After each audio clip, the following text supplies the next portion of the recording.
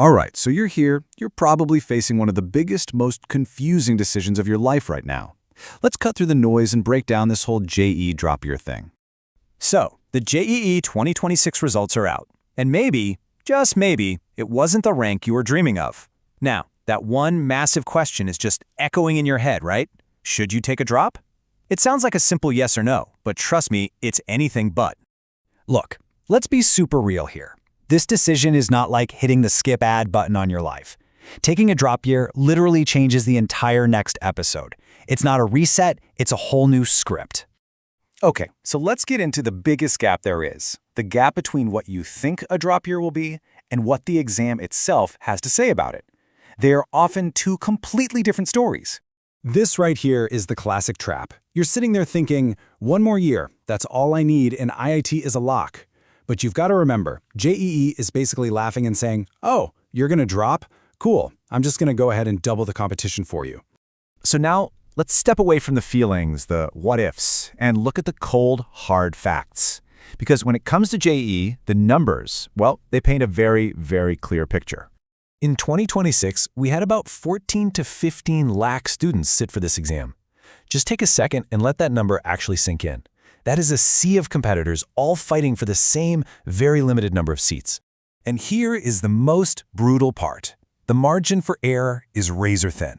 You might think, oh, if I just got a couple more questions right. But in JEE, a single mark or two can mean a difference of thousands in your rank. The competition is that dense. So here's the most important point.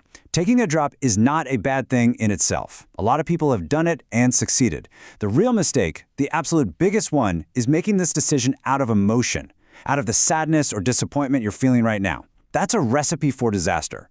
So before you even go down this road, you need to ask yourself 3 brutally honest questions. And I mean, be honest.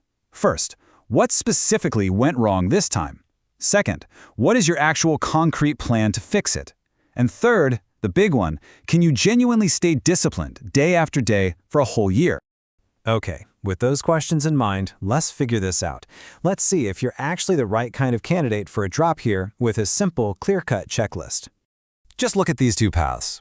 On the left, you've got legitimate reasons. Maybe your syllabus was incomplete, your fundamentals were weak, or you know you didn't take mock tests seriously. These are fixable problems.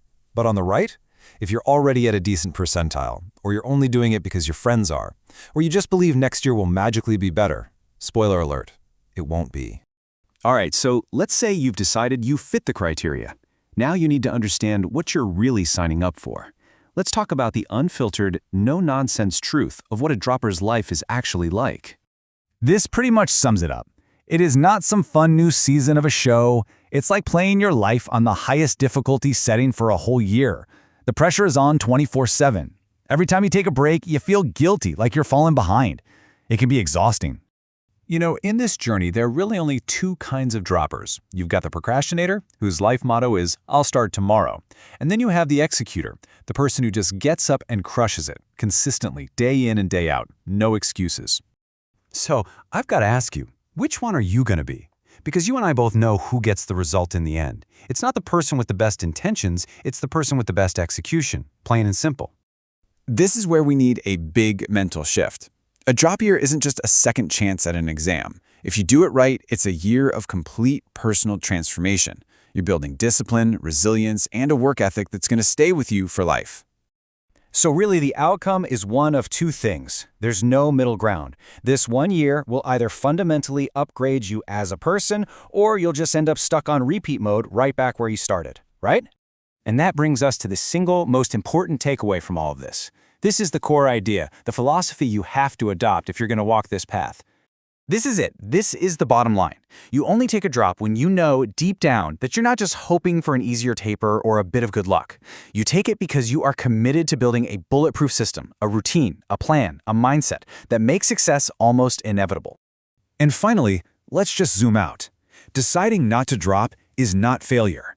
It is a strategic, smart choice. Go to the college you got and be the best person there. Grind it out. Because real success isn't about an IIT tag. It's about your mindset.